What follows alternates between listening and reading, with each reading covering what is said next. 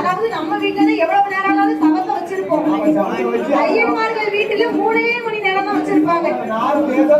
தேசா தூக்குங்கன்னு சொல்லி ஊரவர்கள் ஒன்று கூடி பிள்ளையை தூக்கி மையானக்கரையிலே கொண்டு வந்து கல்லடுக்கி கட்டை அடுக்கி கட்டைக்கு மேல பாப்பாத்தி தூக்கி வச்சிருக்கு.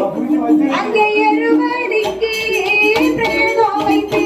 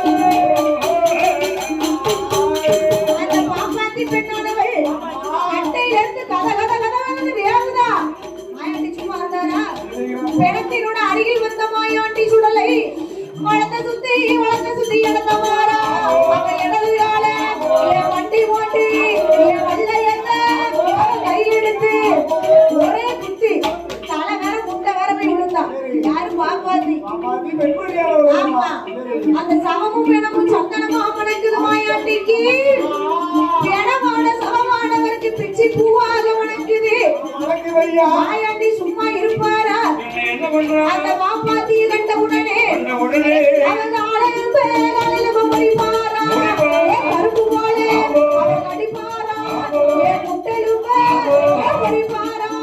அவன் குறுக்கு போலே அடிப்பாரா? இறக்கலே தாமரக்கா முன்னாக்கு போய் அவன் திட்டுவாரா? மாயாண்டி ஐயா மணிக்கூடல உழுவுதாரே மாயாண்டி அவன் மாலையாக போடுவாரோ